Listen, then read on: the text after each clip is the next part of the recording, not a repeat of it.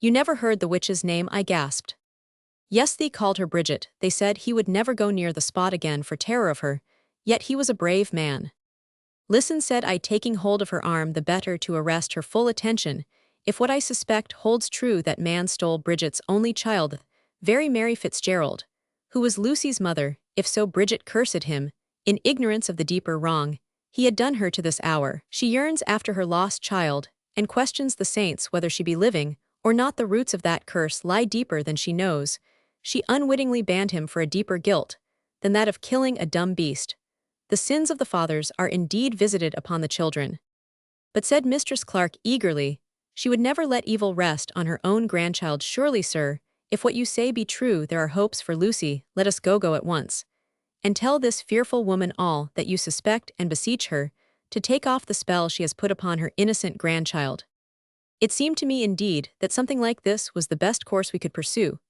But first, it was necessary to ascertain more than what mere rumor or careless hearsay could tell. My thoughts turned to my uncle, could advise me wisely, ought to know all. I resolved to go to him without delay. But I did not choose to tell Mistress Clark of all the visionary plans that flitted through my mind. I simply declared my intention of proceeding straight to London on Lucy's affairs. I bade her believe that my interest on the young lady's behalf was greater than ever, and that my whole time should be given up to her cause. I saw that Mistress Clark distrusted me, because my mind was too full of thoughts for my words to flow freely. She sighed and shook her head, and said, well, it is all right, in such a tone that it was an implied reproach, but I was firm and constant in my heart, and I took confidence from that.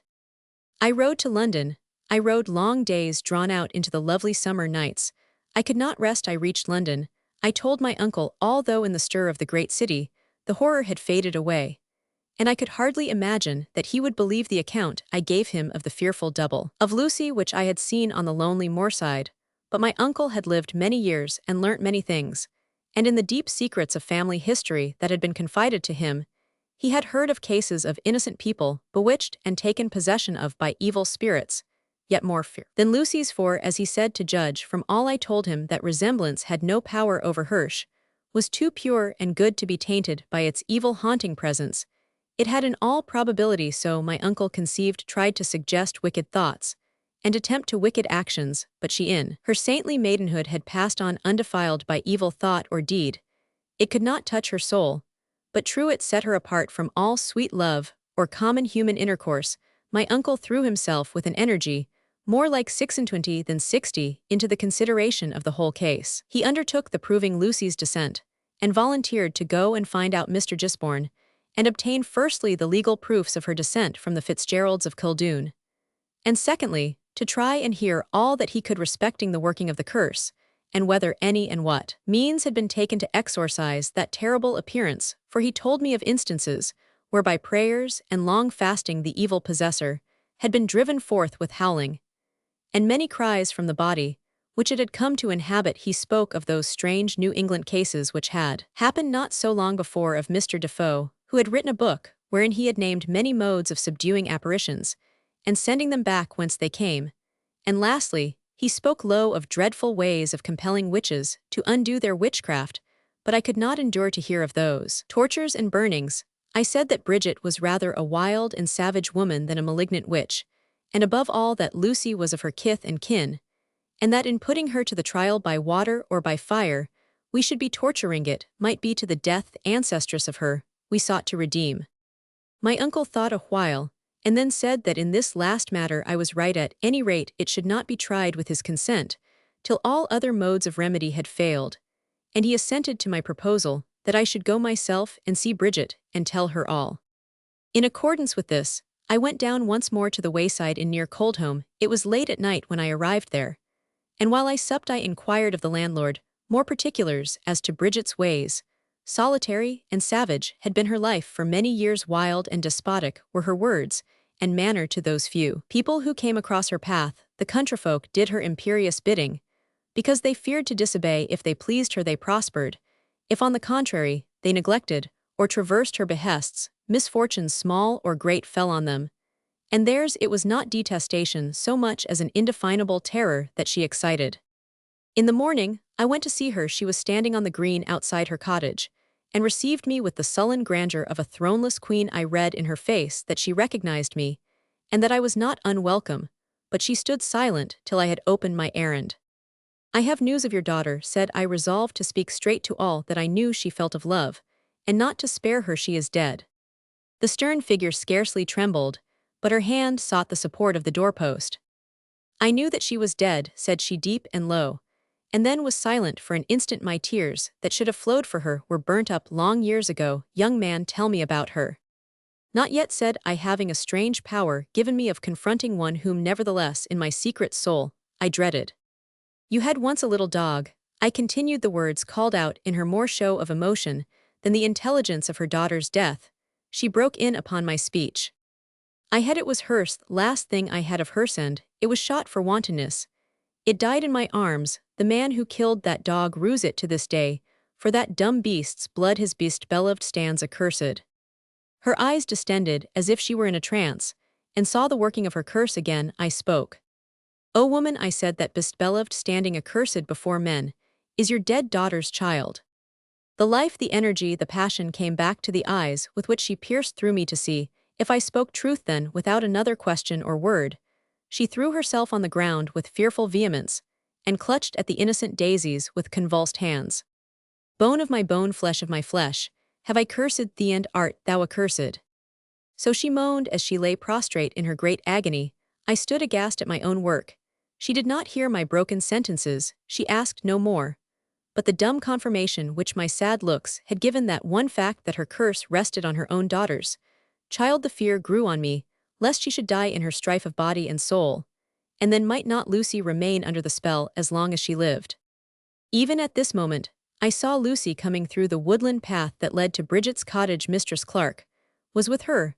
I felt at my heart that it was she by the balmy peace which the look of her sent over me as she slowly advanced, a glad surprise shining out of her soft, quiet eyes, that was as her gaze met mine. As her looks fell on the woman lying stiff, convulsed on the earth, they became full of tender pity, and she came forward to try and lift her up. Seating herself on the turf, she took Bridget's head into her lap, and with gentle touches, she arranged the disheveled gray hair streaming thick and wild from beneath her. "Much God help her," murmured Lucy, "how she suffers."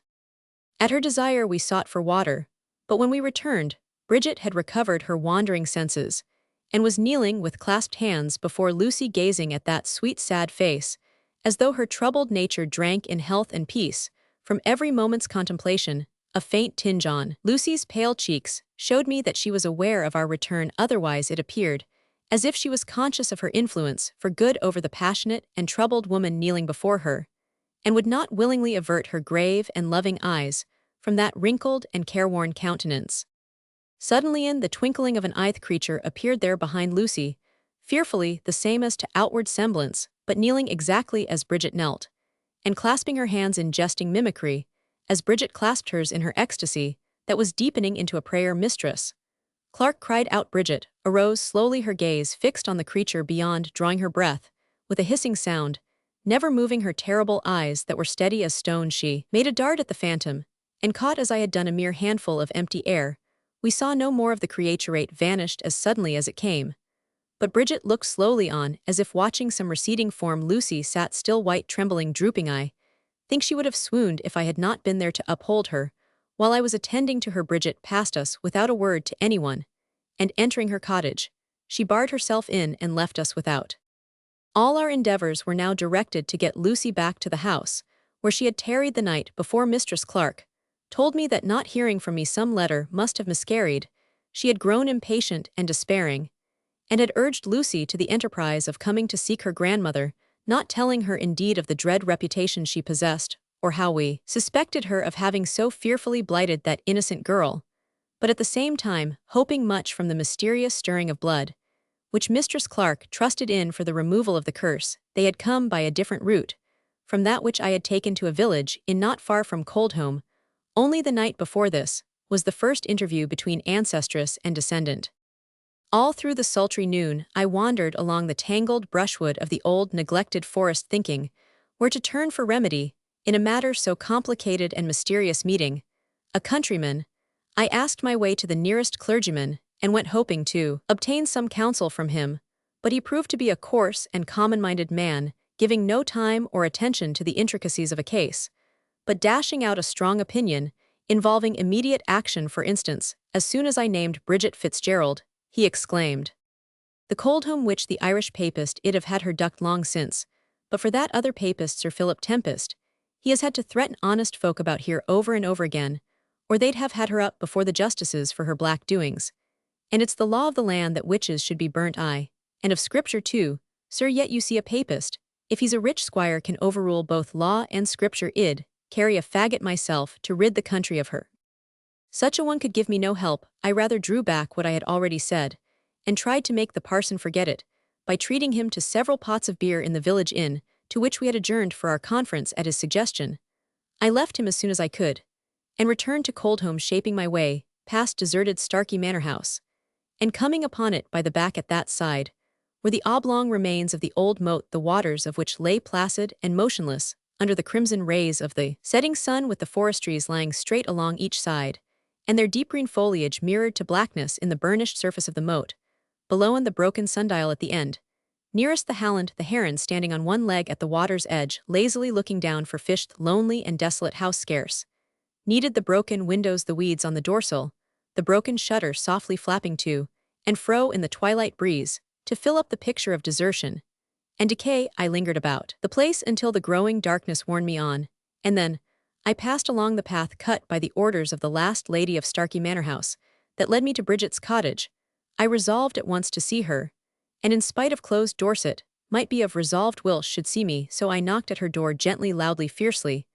I shook it so vehemently that at length the old hinges gave way, and with a crash it fell inwards, leaving me suddenly face to face with Bridget, red-heated, agitated with my so long baffled effort, stiff as any stone, standing right facing me, her eyes dilated with terror, her ashen lips trembling, but her body motionless. In her hands she held her crucifix, as if by that holy symbol she sought to oppose my entrance. At sight of me her whole frame relaxed, and she sank back upon a chair. Some mighty tension had given way. Still her eyes looked fearfully into the gloom of the outer air, made more opaque by the glimmer of the lamp inside, which she had placed before the picture of the Virgin.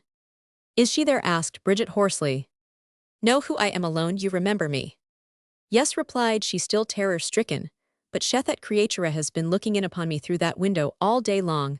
I closed it up with my shawl, and then I saw her feet below the door as long as it was light, and I knew she heard my very breathing, nay, worse, my very prayers, and I could not pray for her listening. Choked the words ere they rose to my lips. "Tell me, who is she?" "Hat means that double girl I saw this morning. One had a look of my dead Mary, but the other curdled my blood, and yet it was the same." She had taken hold of my arm, as if to secure herself some human companionship. She shook all over with the slight, never-ceasing tremor of intense terror. I told her my tale, as I have told it you, sparing none of the details. How Mistress Clark had informed me that the resemblance had driven Lucy forth from her father's house. How I had disbelieved, until with mine own eyes I had seen another Lucy standing behind my Lucy, the same in form and feature, but with the demon soul looking out of the eyes. I told her all I say, believing that Shuho's curse was working so upon the life of her innocent grandchild, was the only person who could find the remedy and the redemption. When I had done, she sat silent for many minutes. "You love Mary's child?" she asked. "I do, in spite of the fearful working of the curse. I love her, yet I shrink from her ever since that day on the moorside, and men must shrink from one so accompanied. Friends and lovers must stand afar off. Oh, Bridget Fitzgerald, loosen the curse, set her free." "Where is she?" I eagerly caught at the idea that her presence was needed in order that by some strange prayer or exorcism the spell might be reversed. "I will go and bring her to you," I exclaimed. Bridget tightened her hold upon my arm. "Not so," said she in a low, hoarse voice. "It would kill me to see her again, as I saw her this morning, and I must live till I have worked my work." "Leave me," said she suddenly, and again taking up the cross. "I defy the demon I have called up. Leave me to wrestle with it." She stood up as if in an ecstasy of inspiration from which all fear was banished. I lingered. I can hardly tell, until once more she bade me begone. As I went along the forest way, I looked back and saw her planting the cross in the empty threshold where the door had been. The next morning, Lucy and I went to seek her, to bid her join her prayers with ours. The cottage stood open, and wide to our gaze no human being was there. The cross remained on the threshold, but Bridget was gone. Chapter Roman 3. What was to be done next was the question that I asked myself. As for Lucy, she would fain have submitted to the doom that lay upon her gentleness and piety under the pressure of so horrible a life seemed overpassive to me. She never complained. Mrs. Clark complained more than ever. As for me, I was more in love with the real Lucy than ever, but I shrunk from the false similitude with an intensity proportioned to my love.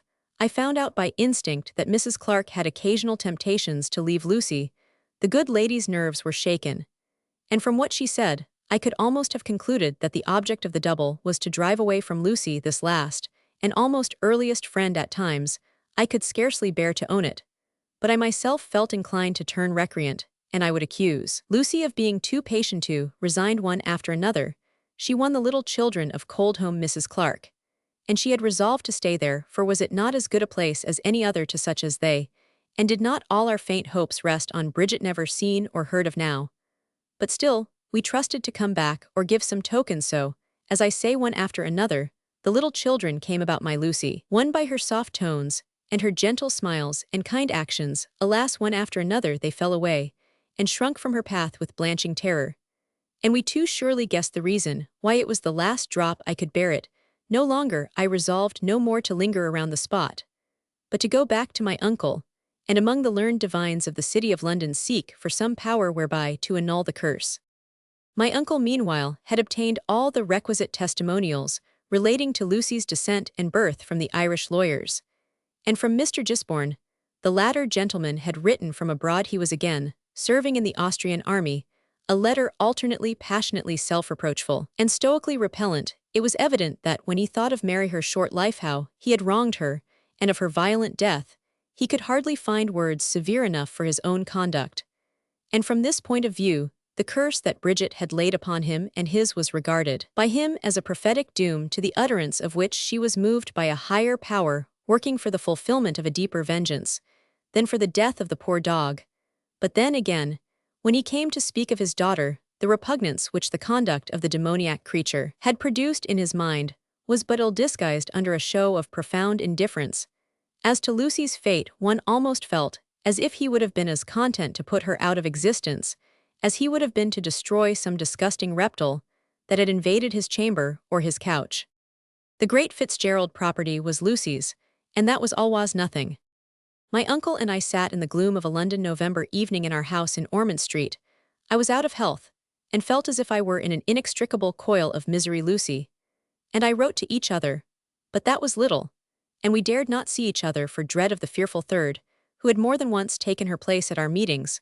My uncle had on the day I speak of bidden prayers to be put up on the ensuing Sabbath in many a church and meeting-house in London, for one grievously tormented by an evil spirit. He had faith in prayers, I had none. I was fast losing faith in all things.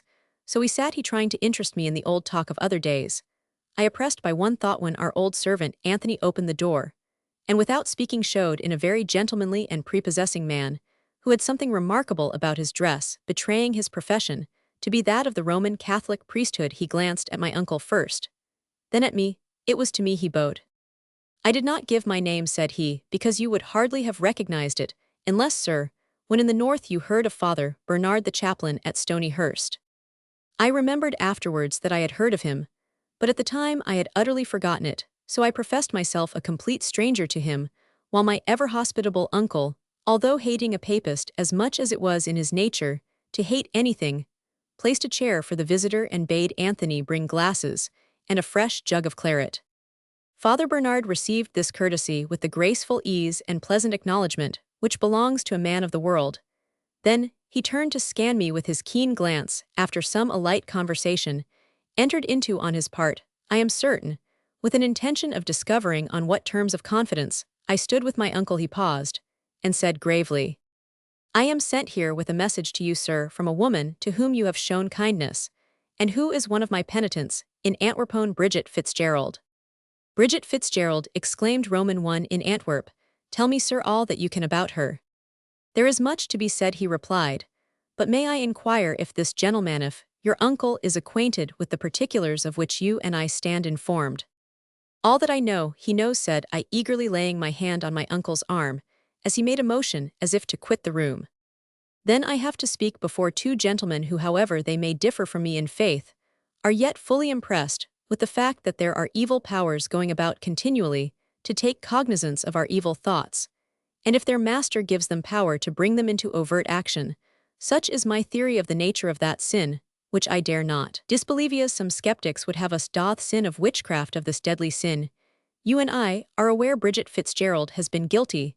Since you saw her last, many prayers have been offered in our churches, many masses sung, many penances undergone in order, that if God and the holy saints so willed it, her sin might be blotted out, but it has not been so willed. Explain to me, said I, who you are, and how you come connected with Bridget. Why is she at Antwerp? I pray you, sir, tell me more. If I am impatient, excuse me, I am ill and feverish, and in consequence bewildered. There was something to me inexpressibly soothing in the tone of voice, with which he began to narrate, as it were from the beginning, his acquaintance with Bridget. I had known Mr. and Mrs. Starkey during their residence abroad, and so it fell out naturally that when I came as chaplain to the Sherburns, at Stonyhurst, our acquaintance was renewed. And thus I became the confessor of the whole family, isolated, as they were from the offices of the church, Sherburn being their nearest neighbor, who professed the true faith. Of course you are aware that facts revealed in confession are sealed as in the grave, but I learned enough of Bridget's character to be convinced that I had to do with no common woman, one powerful, for good as for evil. I believe that I was able to give her spiritual assistance from time to time, and that she looked upon me as a servant of that holy church, which has such wonderful power of moving men's hearts and relieving them of the burden of their sins. I have known her cross the moors on the wildest nights of storm to confess and be absolved, and then she would return calmed and subdued to her daily work about her mistress, no one witting where she had been during the hours that most passed in sleep upon their beds, after her daughter's departure. After Mary's mysterious disappearance, I had to impose many a long penance in order to wash away the sin of impatient repining that was fast leading her into the deeper guilt of blasphemy. She set out on that long journey of which you have possibly heard, that fruitless journey, in search of Mary, and, during her absence, my superiors ordered my return to my former duties at Antwerp, and for many years I heard no more of Bridget. Not many months ago, as I was passing homewards in the evening, along one of the streets near St. Jacques leading into the Mere Street, I saw a woman sitting crouched up under the shrine of the Holy Mother of Sorrows. Her hood was drawn over her head, so that the shadow caused by the light of the lamp above fell deep over her face. Her hands were clasped round her knees. It was evident that she was someone in hopeless trouble, and as such it was my duty to stop and speak. I naturally addressed her first in Flemish, believing her to be one of the lower class of inhabitants. She shook her head, but did not look up. Then I tried French, and she replied in that language, but speaking it so indifferently that I was sure she was either English or Irish, and consequently spoke to her in my own native tongue. She recognized my voice, and starting up caught at my robes, dragging me before the blessed shrine, and throwing herself down, and forcing me as much by her evident desire as by her action to kneel beside her, she exclaimed, "O Holy Virgin, you will never hearken to me again, but hear him, for you know him of old, that he does your bidding, and strives to heal broken hearts. Hear him." She turned to me. "She will hear you if you will only pray. She never hears me. She, and all the saints in heaven, cannot hear my prayers, for the evil one carries them off, as he carried that first away. O Father Bernard, pray for me." I prayed for one in sore distress, of what nature I could not say, but the Holy Virgin would know. Bridget held me fast, gasping with eagerness at the sound of my words. When I had ended, I rose, and making the sign of the cross over her, I was going to bless her in the name of the Holy Church, when she shrank away like some terrified creature, and said, "I am guilty of deadly sin, and am not shriven." "Arise, my daughter," said I, "and come with me," and I led the way into one of the confessionals of St. Jacques. She knelt. I listened. No words came. The evil powers had stricken her dumb, as I heard afterwards. They had many a time before when she approached confession. She was too poor to pay for the necessary forms of exorcism, and hitherto those priests to whom she had addressed herself were either so ignorant of the meaning of her broken French or her Irish English, or else esteemed her to be one crazed, as indeed her wild and excited manner might easily have led anyone to think, that they had neglected the sole means of loosening her tongue so that she might confess her deadly sin, and, after due penance, obtain absolution. But I knew Bridget of old, and felt that she was a penitent sent to me. I went through those holy offices appointed by our church for the relief of such a case. I was the more bound to do this, as I found that she had come to Antwerp for the sole purpose of discovering me, and making confession to me of the nature of that fearful confession, I am forbidden to speak much of it, possibly. It now remains for her to free herself from mortal guilt, and to set others free from the consequences thereof. No prayers, no masses, will ever do it, although they may strengthen her with that strength, by which alone acts of deepest love and purest self-devotion may be performed. Her words of passion and cries for revenge, your unholy prayers, could never reach the ears of the holy saints. Other powers intercepted them, and wrought so that the curses thrown up to heaven have fallen on her own flesh and blood, and so through her very strength of love have bruised and crushed her heart. Henceforward her former self must be buried quick if need, but never more to make sign or utter cry on earth. She has become a poor Clare, in order that by perpetual penance and constant service of others she may at length so act as to obtain final absolution and rest for her soul. Until then the innocent must suffer. It is to plead for the innocent that I come to you, not in the name of the witch Bridget Fitzgerald, but of the penitent and servant of all men, the poor Clare, Sister Magdalen. Sir, said I listen to your request with respect, only I may tell you it is not needed to urge me to do all that I can on behalf of one love for whom is part of my very life. If for a time I have absented myself from her, it is to think and work for her redemption.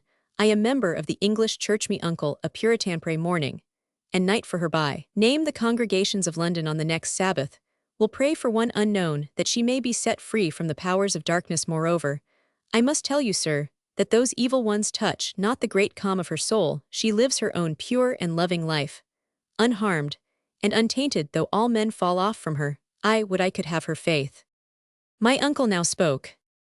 Nephew, said he, it seems to me that this gentleman, although professing what I consider an erroneous creed, has touched upon the right point in exhorting Bridget to acts of love and mercy, whereby, to wipe out her sin of hate and vengeance, let us strive after our fashion, by almsgiving and visiting of the needy and fatherless, to make our prayers acceptable. Meanwhile, I myself will go down into the north, and take charge of the maiden. I am too old to be daunted by man or demon. I will bring her to this house as to a home, and let the double come, if it will a company of godly divines, shall give it the meeting, and we will try issue. The kindly brave old man, but Father Bernard sat on musing. All hate, said he, cannot be quenched in her heart, all Christian forgiveness cannot have entered into her soul, or the demon would have lost its power. You said, I think, that her grandchild was still tormented. Still tormented, I replied, sadly thinking of Mistress Clark's last letter. He rose to go. We afterwards heard that the occasion of his coming to London was a secret political mission on behalf of the Jacobites. Nevertheless, he was a good and a wise man. Months and months passed away without any change. Lucy entreated my uncle to leave her, where she was streeting, as I learnt, lest, if she came with her fearful companion to dwell in the same house with me, that my love could not stand the repeated shocks to which I should be doomed. And this, she thought, from no distrust of the strength of my affection, but from a kind of pitying sympathy for the terror to the nerves, which she clearly observed that the demoniac visitation caused in all.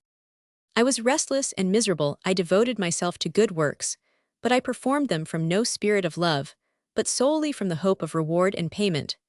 And so the reward was never granted. At length, I asked my uncle's leave to travel, and I went forth a wanderer with no distincter end than that of many another wanderer to get away from myself. A strange impulse led me to Antwerp, in spite of the wars and commotions then raging in the Low Countries, rather perhaps the very craving to become interested in something external led me into the thick of the struggle. Then going on with the Austrians, the cities of Flanders were all full at that time of civil disturbances and rebellions, only kept down by force, and the presence of an Austrian garrison in every place. I arrived in Antwerp, and made inquiry for Father Bernard. He was away in the country for a day or two. Then I asked my way to the convent of Poor Clares, but being healthy and prosperous, I could only see the dim pent-up grey walls shut closely in by narrow streets. In the lowest part of the town, my landlord told me that had I been stricken by some loathsome disease, or in desperate case of any kind, the Poor Clares would have taken me and tended me. He spoke of them as an order of mercy of the strictest kind, dressing scantily, in the coarsest materials, going barefoot, living on what the inhabitants of Antwerp chose to bestow, and sharing even those fragments and crumbs with the poor and helpless that swarmed all around, receiving no letters or communication with the outer world, utterly dead to everything but the alleviation of suffering. He smiled at my inquiring whether I could get speech of one of them, and told me that they were even forbidden to speak for the purposes of begging their daily food, while yet they lived and fed others upon what was given in charity. But exclaimed I, supposing all men forgot them, would they quietly lie down and die, without making sign of their extremity? If such were the rule, the poor Clares would willingly do it, but their founder appointed a remedy for such extreme cases, as you suggest. They have a belties, but a small one as I have heard, and has yet never been rung in the memory man. When the poor Clares have been without food for 24 hours, they may ring this bell, and then trust to our good people of Antwerp for rushing to the rescue of the poor Clares, who have taken such blessed care of us in all our straits. It seemed to me that such rescue would be late in the day, but I did not say what I thought. I rather turned the conversation by asking my landlord if he knew or had ever heard anything of a certain Sister Magdalene. Yes, said he, rather under his breath. News will creep out even from a convent of poor Clare's sister. Magdalene is either a great sinner or a great saint.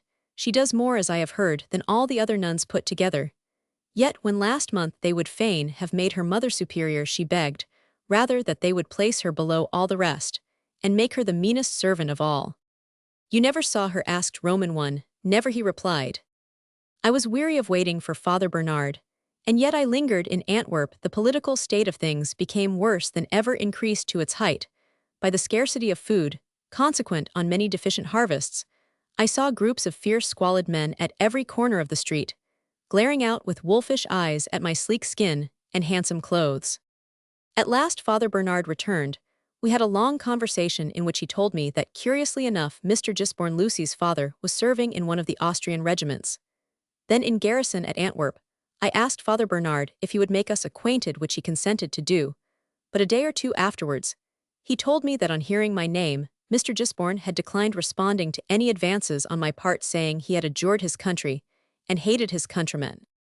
Probably he recollected my name in connection with that of his daughter Lucy. Anyhow, it was clear enough that I had no chance of making his acquaintance. Father Bernard confirmed me in my suspicions of the hidden fermentation for some coming evil working among the blouses of Antwerp, and he would fain have had me depart from out the city, but I rather craved the excitement of danger, and stubbornly refused to leave.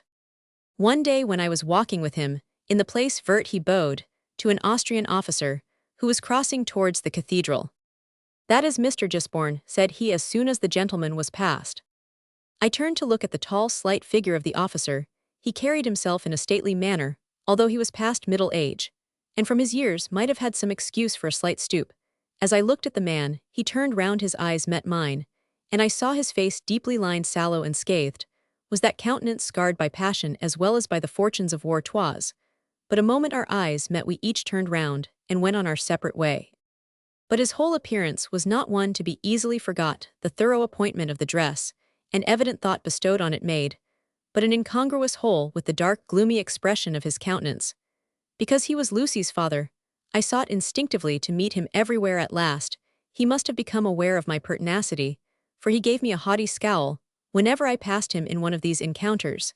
However I chanced to be of some service to him, he was turning the corner of a street, and came suddenly on one of the groups of discontented Flemings of whom I have spoken. Some words were exchanged, when my gentleman out with his sword, and with a slight but skillful cut drew blood from one of those who had insulted him, as he fancied. Though I was too far off to hear the words, they would all have fallen upon him, had I not rushed forwards, and raised the cry then well known in Antwerp of rally to the Austrian soldiers who were perpetually patrolling the streets and who came in numbers to the rescue.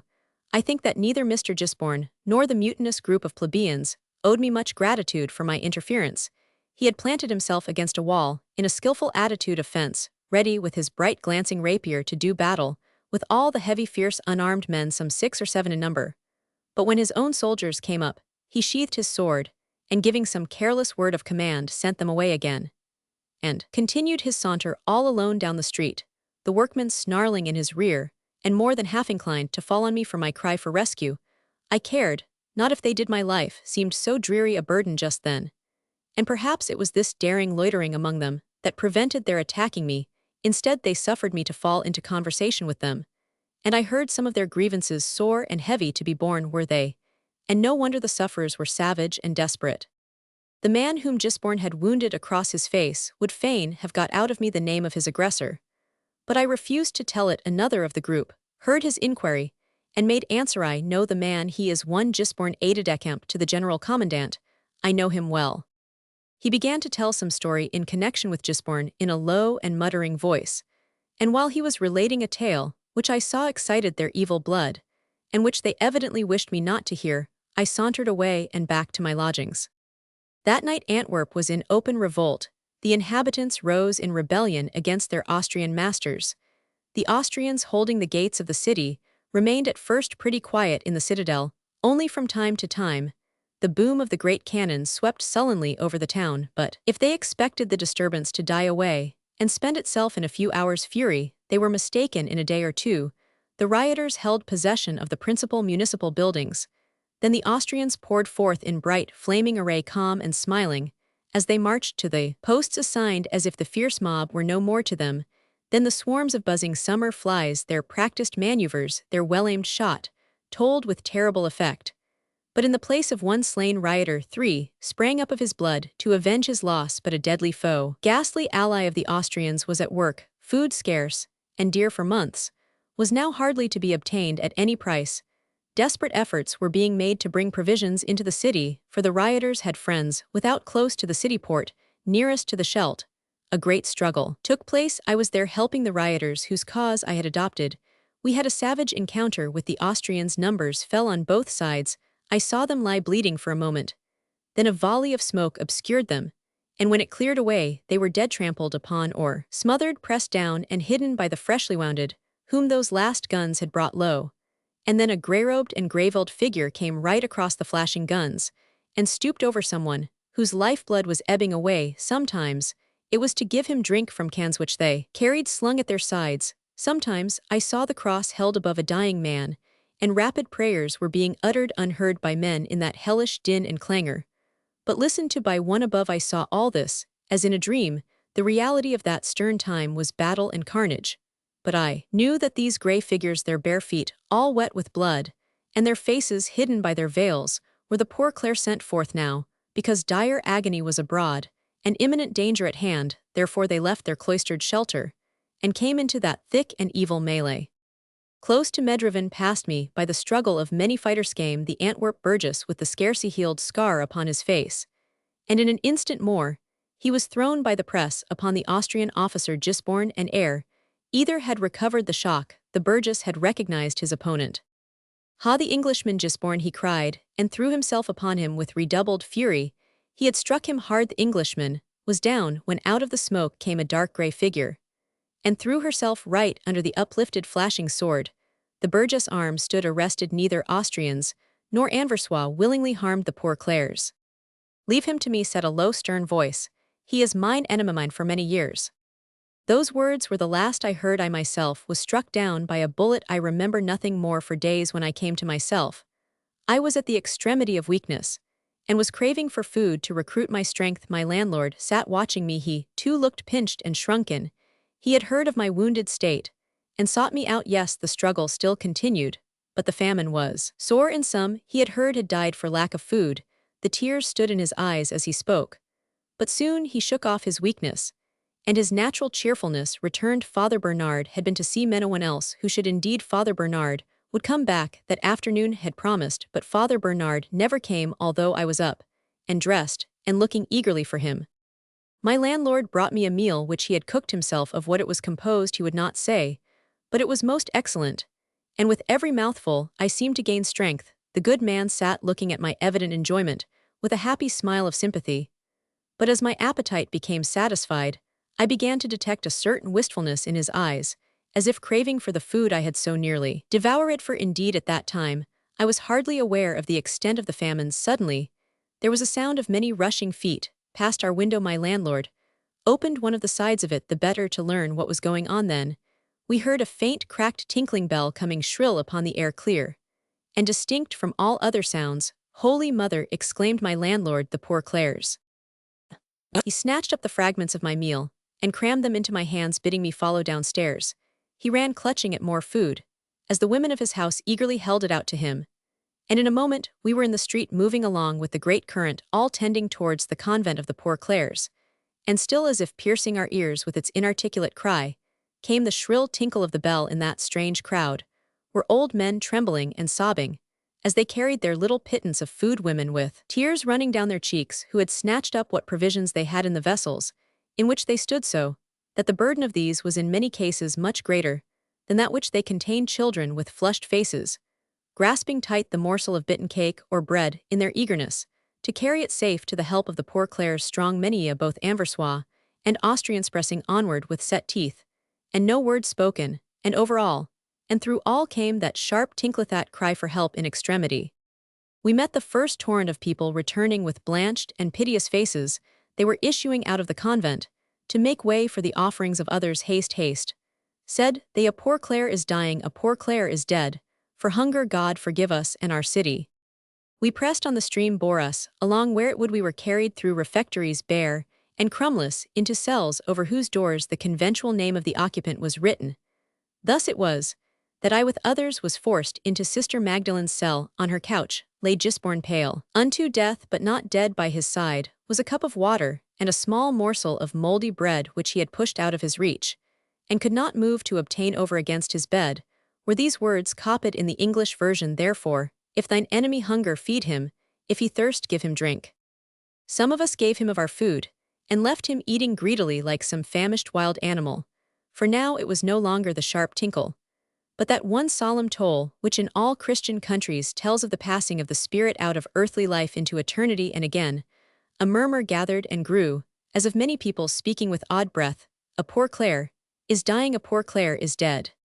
Borne along once more by the motion of the crowd, we were carried into the chapel belonging to the poor Clares. On a bier before the high altar lay a woman, lay Sister Magdalen, lay Bridget Fitzgerald. By her side stood Father Bernard in his robes of office, and holding the crucifix on high, while he pronounced the solemn absolution of the Church, as to one who had newly confessed herself of deadly sin. I pushed on with passionate force till I stood close to the dying woman as she received extreme unction amid the breathless and odd hush of the multitude around. Her eyes were glazing, her limbs were stiffening. But when the rite was over and finished, she raised her gaunt figure slowly up, and her eyes brightened to a strange intensity of joy, as with the gesture of her finger and the trance-like gleam of her eye, she seemed like one who watched the disappearance of some loathed and fearful creature. She is freed from the curse, said she, as she fell back dead. Now of all our party who had first listened to my Lady Ludlow, Mr. Preston was the only one who had not told us something either of information, tradition, history, or legend. We naturally turned to him, but we did not like asking him directly for his contribution, for he was a grave, reserved, and silent man. He understood us, however, and rousing himself as it were, he said, I know you wish me to tell you in my turn of something which I have learnt during my life. I could tell you something of my own life, and of a life dearer still to my memory, but I have shrunk from narrating anything so purely personal, yet shrink, as I will no other. But those sad recollections will present themselves to my mind. I call them sad. When I think of the end of it all, however, I am not going to moralize. If my dear brother's life and death does not speak for itself, no words of mine will teach you what may be learnt from it. The half-brothers. My mother was twice married. She never spoke of her first husband, and it is only from other people that I have learnt what little I know about him.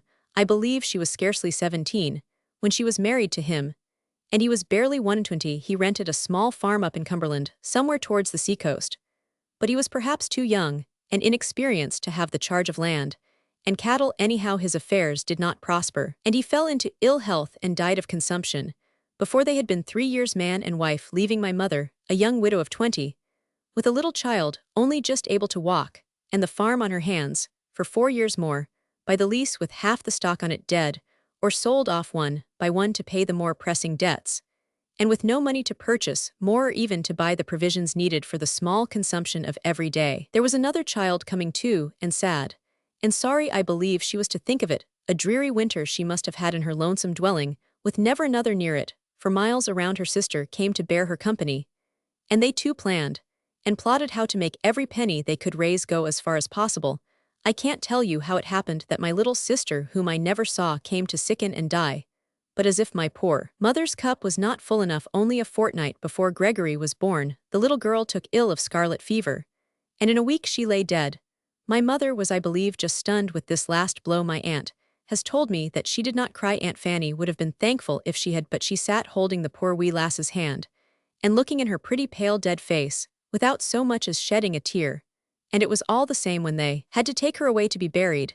She just kissed the child, and sat her down in the windows to watch the little black train of people, neighbors, me aunt, and one fair-off cousin, who were all the friends they could muster, go winding away amongst the snow, which had fallen thinly over the country the night before. When my aunt came back from the funeral, she found my mother in the same place, and as dry-eyed as ever. So she continued until after Gregory was born, and somehow his coming seemed to loosen the tears, and she cried day and night till my aunt and the other watcher looked at each other in dismay, and would fain have stopped her if they had but known how.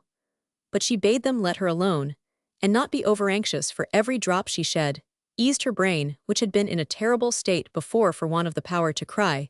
She seemed after that to think of nothing but her new little baby. She had hardly appeared to remember either her husband or her little daughter that lay dead in Brigham churchyard, at least, so Aunt Fanny said. But she was a great talker, and my mother was very silent by nature, and I think Aunt Fanny may have been mistaken in believing that my mother never thought of her husband and child, just because she never spoke about them. Aunt Fanny was older than my mother, and had a way of treating her like a child, but for all that she was a kind, warm-hearted creature who thought more of her sister's welfare than she did of her own, and it was on her bit of money that they principally lived, and on what the two could earn by working for the great Glasgow sewing merchants. But by and by my mother's eyesight began to fail. It was not that she was exactly blind, for she could see well enough to guide herself about the house, and to do a good deal of domestic work, but she could no longer do fine sewing and earn money. It must have been with the heavy crying she had had in her day, for she was but a young creature at this time, and as pretty a young woman, I have heard people say, as any on the countryside. She took it sadly to heart that she could no longer gain anything towards the keep of herself and her child. My Aunt Fanny would fain have persuaded her that she had enough to do in managing their cottage and minding Gregory, but my mother knew that they were pinched, and that Aunt Fanny herself had not as much to eat even of the commonest kind of food as she could have done with. And as for Gregory, he was not a strong lad, and needed not more food, for he always had enough whoever went short, but better nourishment, and more flesh meat. One day it was Aunt Fanny who told me all this about my poor mother. Long after her death, as the sisters were sitting together, Aunt Fanny working, and my mother hushing Gregory to sleep, William Preston, who was afterwards my father, came in. He was reckoned an old bachelor. I suppose he was long past 40, and he was one of the wealthiest farmers thereabouts, and had known my grandfather well and my mother and my aunt in their more prosperous days. He sat down and began to twirl his hat by way of being agreeable. My Aunt Fanny talked, and he listened and looked at my mother, but he said very little either on that visit, or on many another, that he paid before he spoke out what had been the real purpose of his calling so often all along. And from the very first time he came to their house one Sunday, however, my Aunt Fanny stayed away from church, and took care of the child, and my mother went alone. When she came back, she ran straight upstairs without going into the kitchen to look at Gregory or speak any word to her sister, and Aunt Fanny heard her cry as if her heart was breaking, so she went up and scolded her right well through the bolted door, till at last she got her to open it, and then she threw herself on my aunt's neck, and told her that William Preston had asked her to marry him, and had promised to take good charge of her boy, and to let him want for nothing neither in the way of keep nor of education, and that she had consented. Aunt Fanny was a good deal shocked at this, for as I have said, she had often thought that my mother had forgotten her first husband very quickly, and now here was proof positive of it, if she could so soon think of marrying again. Besides, as Aunt Fanny used to say, she herself would have been a far more suitable match for a man of William Preston's age than Helen, who, though she was a widow, had not seen her 24th summer. However, as Aunt Fanny said, they had not asked her advice, and there was much to be said on the other side of the question. Helen's eyesight would never be good for much again, and as William Preston's wife, she would never need to do anything if she chose to sit with her hands before her, and a boy was a great charge to a widowed mother, and now there would be a decent steady man to see after him. So by and by Aunt Fanny seemed to take a brighter view of the marriage than did my mother herself, who hardly ever looked up and never smiled after the day when she promised William Preston to be his wife. But much as she had loved Gregory before, she seemed to love him more now.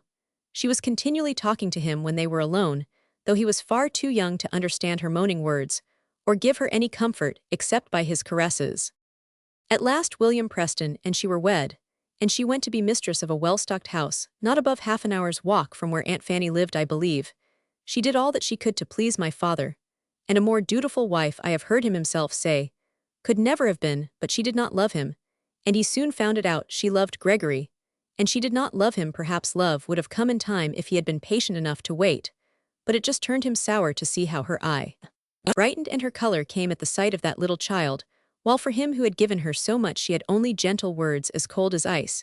He got to taunt her with the difference in her manner, as if that would bring love, and he took a positive dislike to Gregory, was so jealous of the ready love that always gushed out like a spring of fresh water. When he came near, he wanted her to love him more, and perhaps that was all well and good, but he wanted her to love her child less, and that was an evil wish. One day he gave way to his temper and cursed, and swore at Gregory, who had got into some mischief as children, while my mother made some excuse for him. My father said it was hard enough to have to keep another man's child, without having it perpetually held up in its naughtiness by his wife, who ought to be always in the same mind that he was. And so from little they got to more, and the end of it was that my mother took to her bed before her time, and I was born that very day. My father was glad and proud and sorry all in a breath, glad and proud that a son was born to him, and sorry for his poor wife's state, and to think how his angry words had brought it on. But he was a man who liked better to be angry than sorry, so he soon found out that it was all Gregory's fault, and owed him an additional grudge. For having hastened my birth, he had another grudge against him. Before long my mother began to sink. The day after I was born my father sent to Carlisle for doctors, and would have coined his heart's blood into gold to save her if that could have been. But it could not. My Aunt Fanny used to say sometimes that she thought that Helen did not wish to live, and so just let herself die away without trying to take hold on life. But when I questioned her, she owned that my mother did all the doctors bade her do with the same sort of uncomplaining patience with which she had acted through life. One of her last requests was to have Gregory laid in her bed by my side, and then she made him take hold of my little hand. Her husband came in while she was looking at us so, and when he bent tenderly over her to ask her how she felt now, and seemed to gaze on us two little half-brothers with a grave sort of kindness, she looked up in his face, and smiled almost her first smile at him, and such a sweet smile as more besides. Aunt Fanny have said, in an hour she was dead. Aunt Fanny came to live with us. It was the best thing that could be done. My father would have been glad to return to his old mode of bachelor life.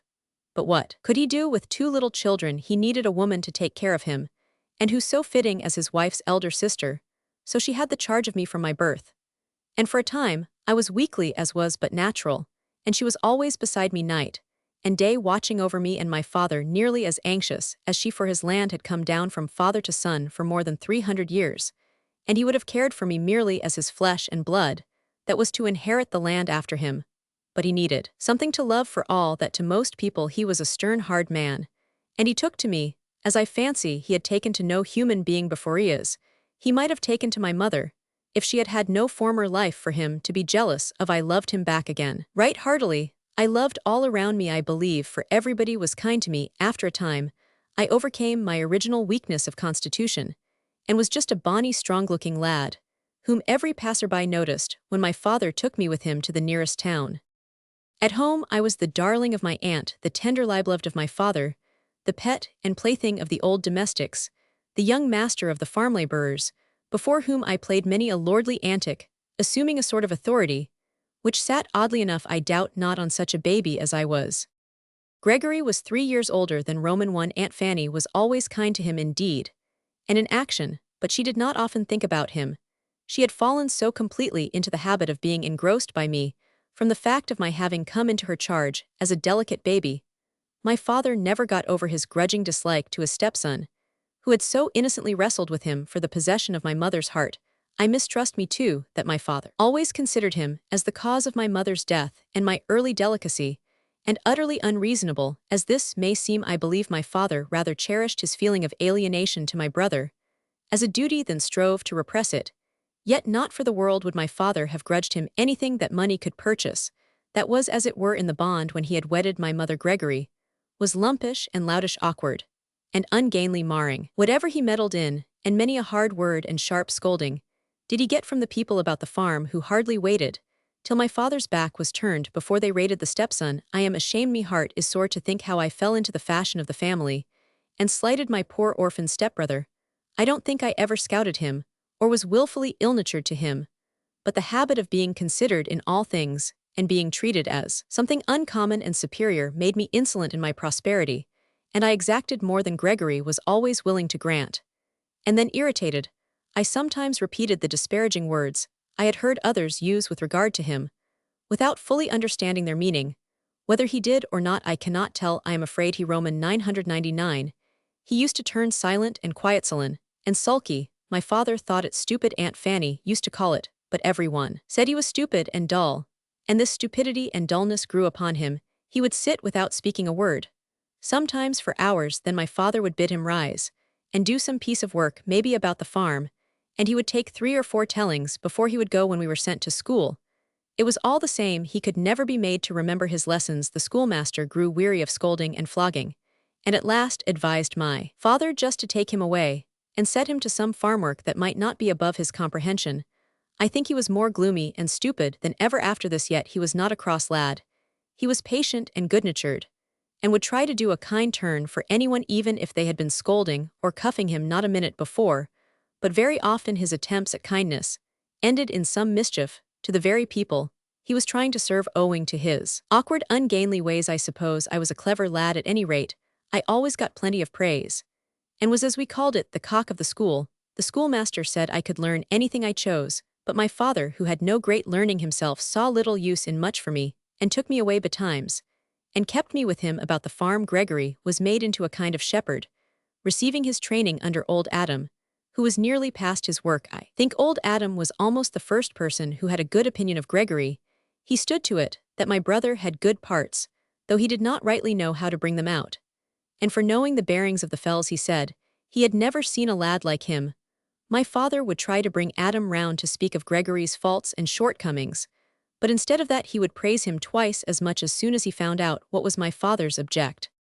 One winter time, when I was about 16 and Gregory 19, I was sent by my father on an errand to a place about 7 miles distant by the road, but only about 4 by the fells. He bade me return by the road, whichever way I took in going, for the evenings closed in early and were often thick and misty, besides which old Adam, now paralytic and bedridden, foretold a downfall of snow. Before long, I soon got to my journey's end, and soon had done my business earlier by an hour, I thought, than my father had expected. So I took the decision of the way by which I would return into my own hands, and set off back again over the fells just as the first shades of evening began to fall. It looked dark and gloomy enough, but everything was so still that I thought I should have plenty of time to get home before the snow came down. Off I set at a pretty quick pace, but night came on quicker. The right path was clear enough in the daytime, although at several points 2 or 3 exactly similar diverged from the same place.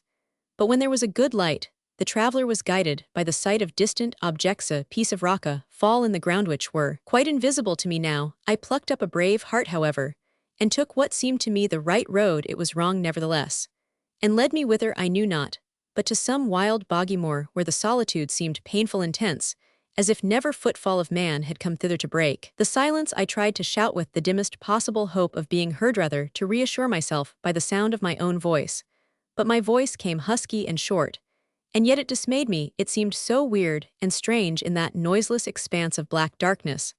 Suddenly the air was filled thick with dusky flakes. My face and hands were wet with snow. It cut me off from the slightest knowledge of where I was, for I lost every idea of the direction from which I had come, so that I could not even retrace my steps. It hemmed me in thicker, with a darkness that might be felt. The boggy soil on which I stood quaked under me if I remained long in one place, and yet I dared not move far. All my youthful hardiness seemed to leave me at once. I was on the point of crying, and only very shame seemed to keep it down. To save myself from shedding tears, I shouted terrible, wild shouts for bare life. They were I turned sick. As I paused to listen, no answering sound came, but the unfeeling echoes, only the noiseless, pitiless snow kept falling thicker, faster. I was growing numb and sleepy. I tried to move about, but I dared not go far for fear of the precipices, which I knew abounded in certain places on the fells now. And then I stood still and shouted again, but my voice was getting choked with tears, as I thought of the desolate, helpless death I was to die, and how little they at home sitting round the warm, red, bright fire wotted what was become of me, and how my poor father would grieve for mate, would surely kill him, it would break his heart. Poor old man. Aunt Fanny too. Was this to be the end of all her cares for me? I began to review my life in a strange kind of vivid dream.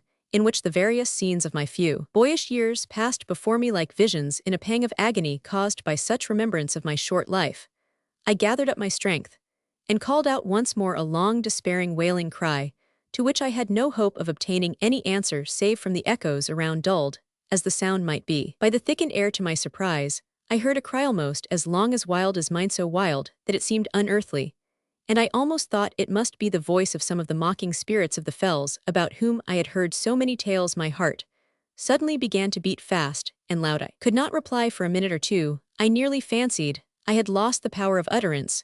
Just at this moment, a dog barked. Was it Lass's bark? Me brother's collie, an ugly enough brute, with a white-looking face that my father always kicked whenever he saw it, partly for its own demerits, partly because it belonged to my brother. On such occasions Gregory would whistle Lassie away and go off and sit with her in some outhouse.